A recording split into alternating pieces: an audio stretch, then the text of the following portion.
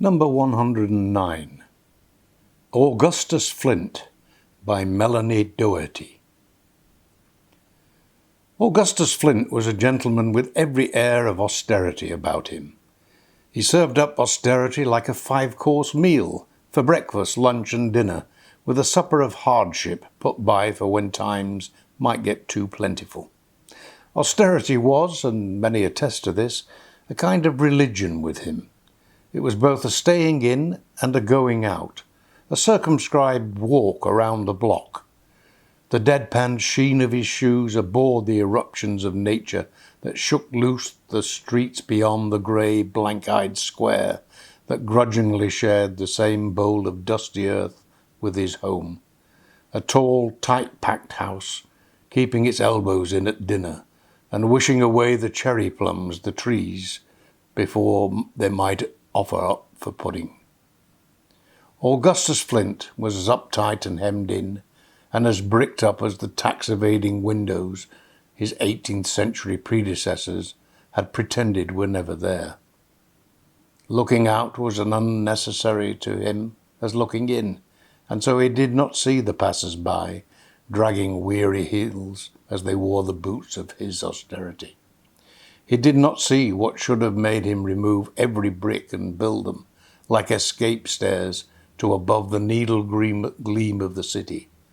Beyond those monoliths, sparkling like gods to the morning, he did not see the rising sun or hear the birds singing. He saw no necessity to loosen his tie or to ungel the grey chippings of his immovable hair.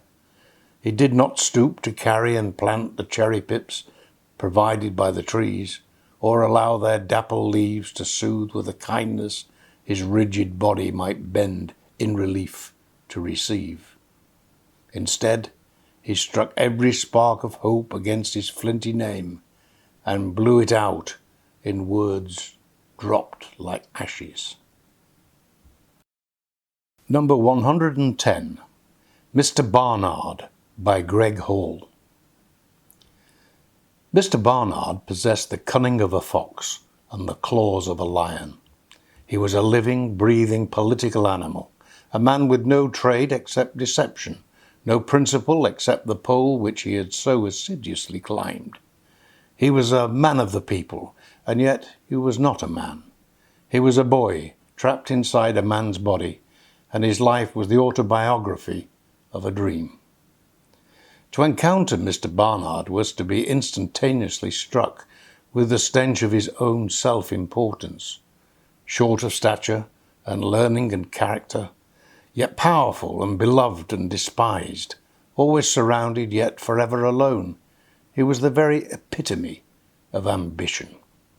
His face, greased by the sweat of 1,000 lies, bore not his eyes but mirrors that filled the space where his soul should have been.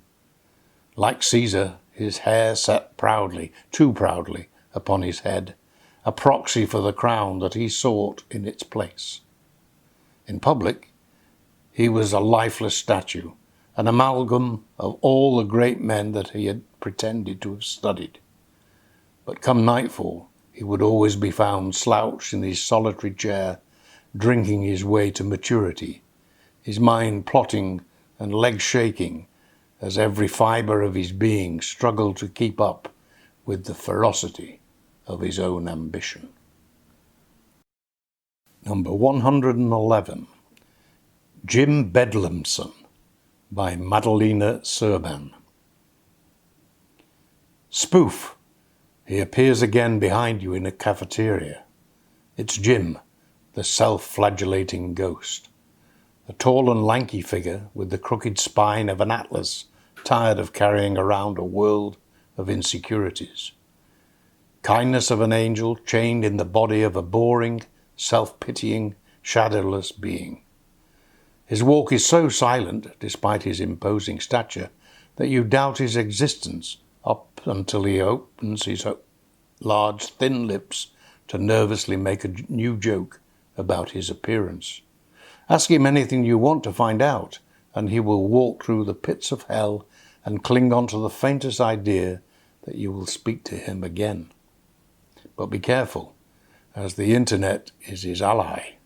He feels fine there, shielded by the intentionally dim light of his computer, in his tiny hoarder apartment full of useless, cheap and humorous things. He's sometimes reflecting the screen of his laptop. The reflection is sad, without a definite shape, showing only his ice blue eyes and that one dimple he has. That one odd dimple that shows him that even his muscles refuse to work in his favour. It is fine. He will joke about it, sometimes so hard that if his soul would show its shattered existence, the best compliment in the world would not be able to stick it back together. Because yes, no one hates Jim the way he hates himself. Even his shadow left him long ago when the sun refused to provide him with enough light, leaving him avalanched in the semi-obscure.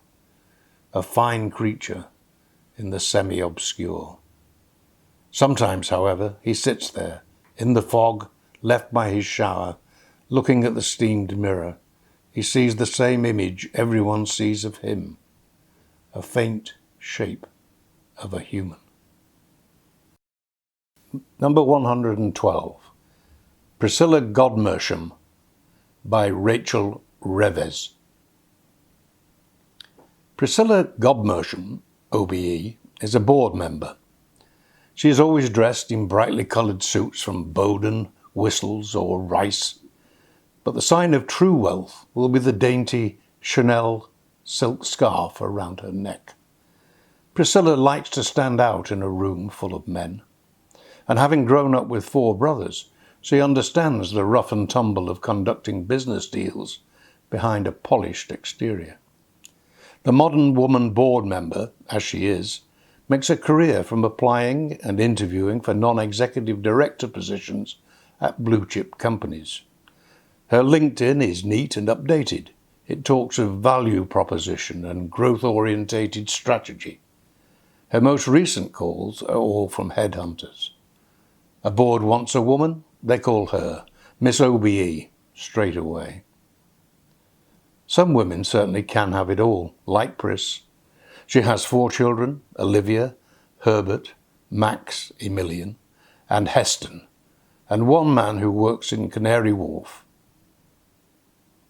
Her car is a tinted window Tesla and makes the neighbours think of a presidential convoy when she's out on the road for the school run or for board meetings. Pay, you say? 50,000 to 80,000 per position. So a portfolio really should consist of quite a few non-exec roles to provide or supplement the annual income. But if you believe such a board member is mostly concerned with money, you'd be quite wrong. Priscilla volunteers on her local university board. Never mind the fact, shouted by a frizzy-haired professor at the AGM, that there are others who cannot do the role for free. Priscilla has gone through the process fair and square, and her position there would certainly do well for young Olivia's prospects after her 5-week unpaid internship at the Sunday Times is over. Diversity, Priscilla Godmersham says, is all very well and good for me, but even better in one's non-executive directorship portfolio. Number 113. Zeke by Graham Day. Whoosh, bang! Zeke sighed as a maroon roared into the azure sky. Another day tripper ignoring the lockdown and getting into difficulties at the door, he thought.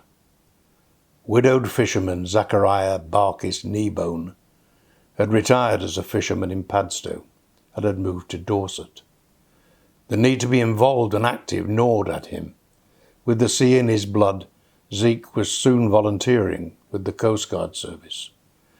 A hard seafaring existence had left its mark. It had not been easy fishing for lobsters at Padstow. His skin had been ravaged by the elements, a walnut colour. In his 60th year was wrinkled and lined. Dark blue eyes were sunken, haunted by army times. Hands were crimson, gnarled, calloused. He closed the office door, going outside to collect his bike. He limped. He had been called Zeke the Peg. He ignored them, as it brought back terrible memories of a Northern Ireland bomb blast, which had left him with a damaged leg. At least the Coast Guard respected him. His clothes were worn, a dark blue sweater riddled with holes, caused by burns from the limpet-like clay pipe. A way of dealing with the stress of a danger. He would sit outside the Arms with a pint of ale in a smoky haze. His thin, dark brown corduroy trousers were tucked into a pair of boots.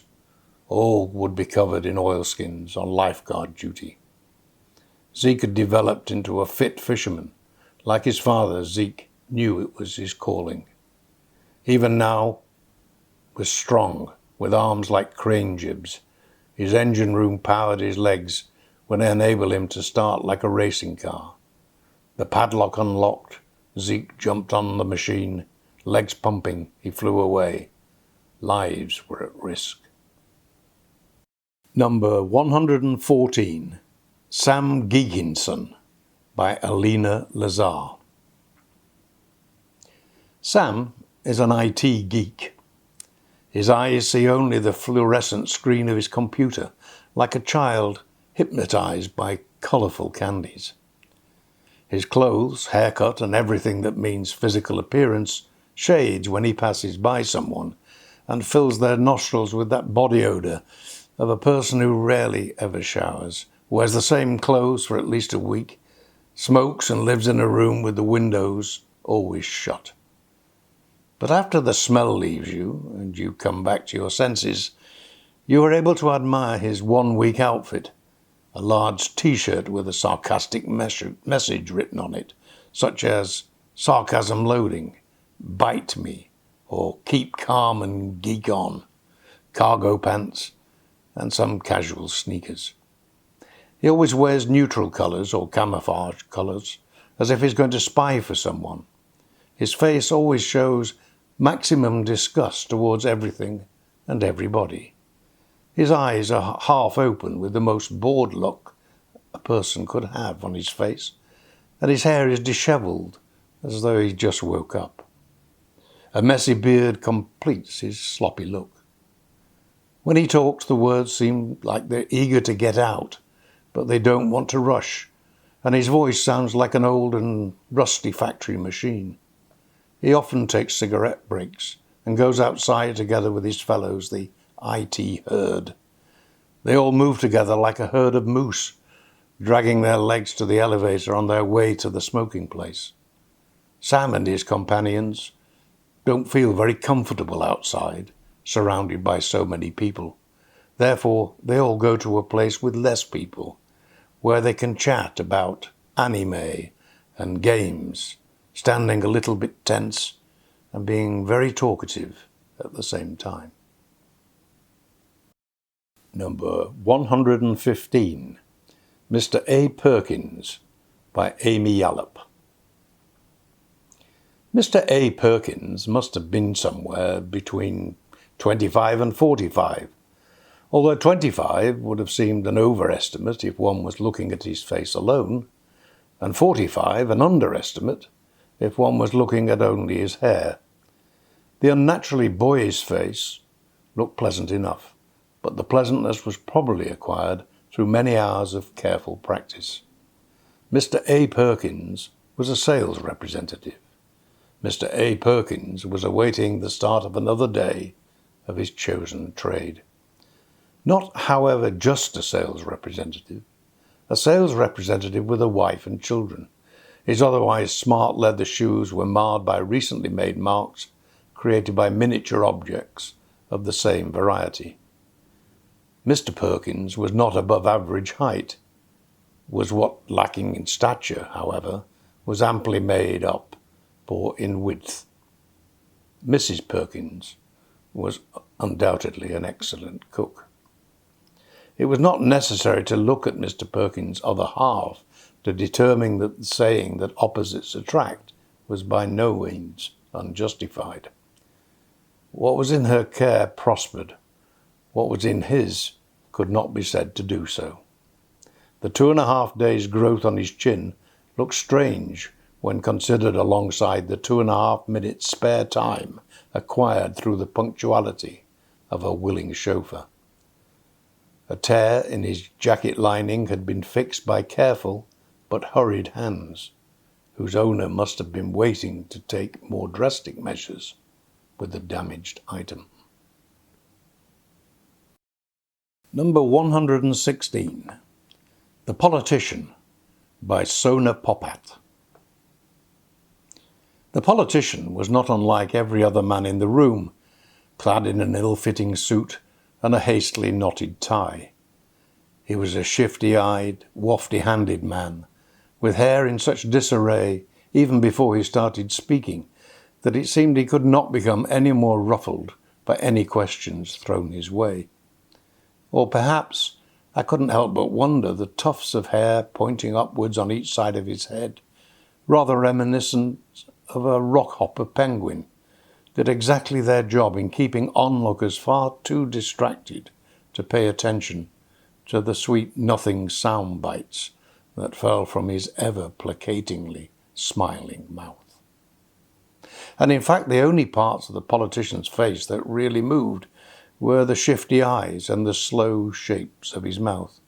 The rest a mask of withered skin stretched stiff over round cheeks, and a shapeless chin that sloped straight into a short, bobbing neck. Still listeners' gazes followed his large hands, usually clutched around the edges of a wooden podium or the handle of a leather briefcase, punching emphasis into words that properly sounded a great deal of importance to his ears. It was truly remarkable, the make-up of the politician, the boundless self-assurance and vigour to repeat himself using only the slightest of changes in phrase, that it would have been quite surprising to me if he had not swallowed a thesaurus, which his tongue consulted at each breath between sentences. Number 117. Janus Trueblood by Iris Newton. Janus Trueblood arrived in the world as he was destined to remain, a fully formed fabricator, compulsive confidence trickster, and master of misdirection.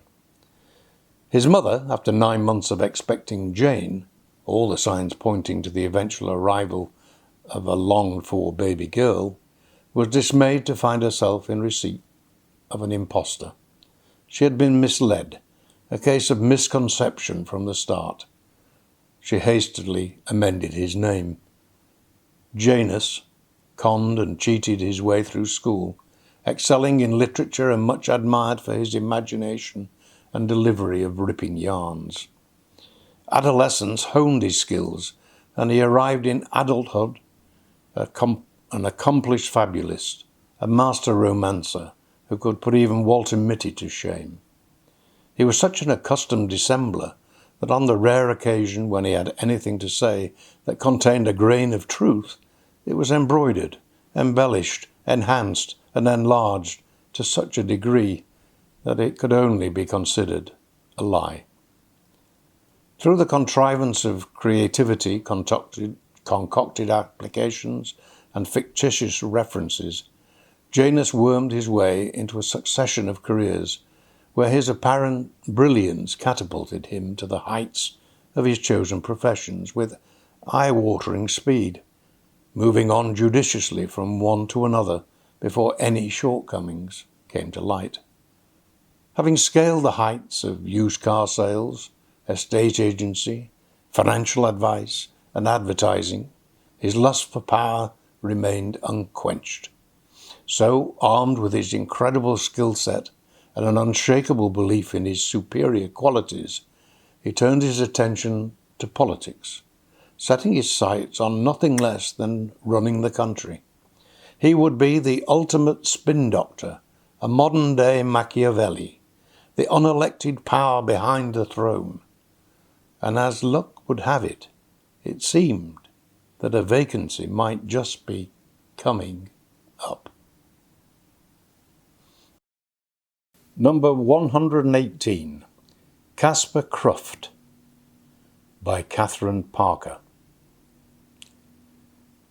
Caspar Cruft, an offbeat young man of Generation Z, given to wearing macrame waistcoats and open sandals year-round, was a month into his self-employed role as a dog walker extraordinaire, running Critters Capers, when the lockdown landed. Never one to be daunted, Caspar focused his intuitive, innovative mind to ensure the dogs in his local neighbourhood got their 1 hour allotted daily exercise and could do their duty.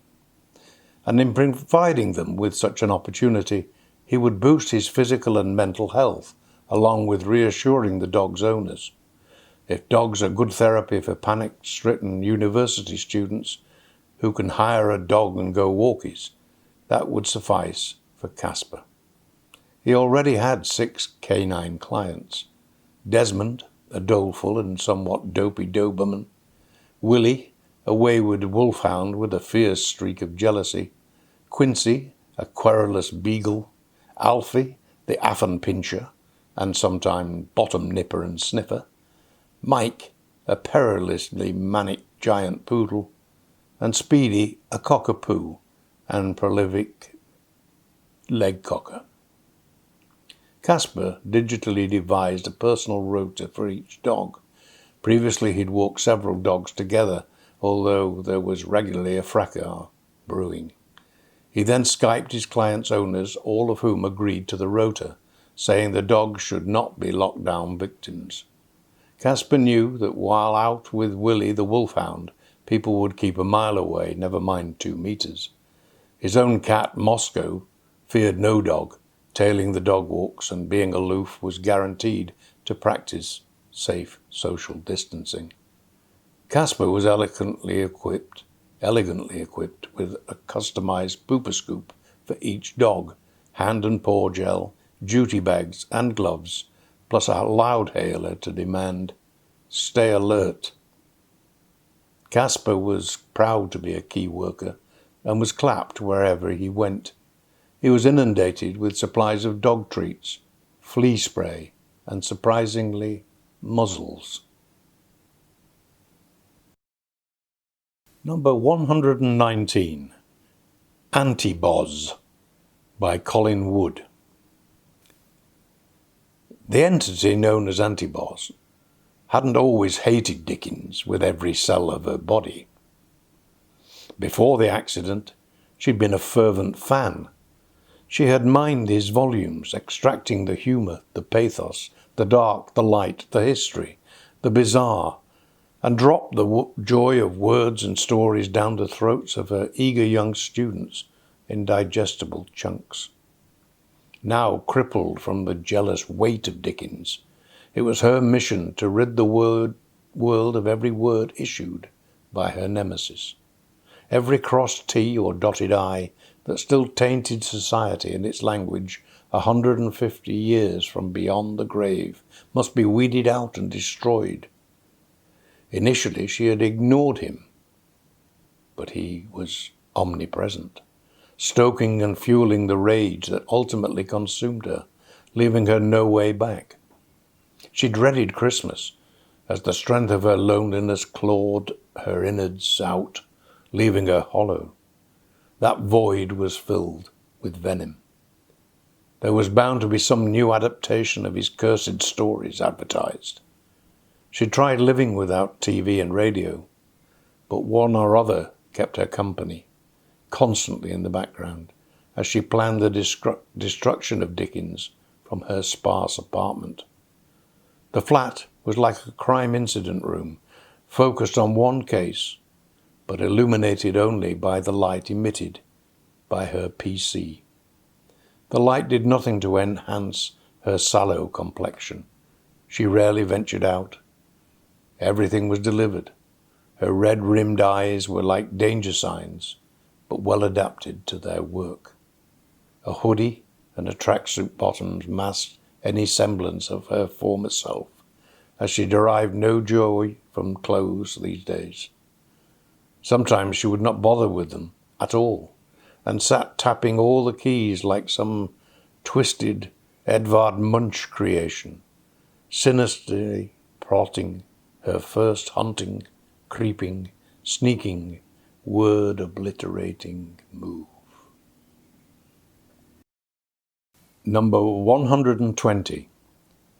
The Fitness Instructor by Moira Ashley.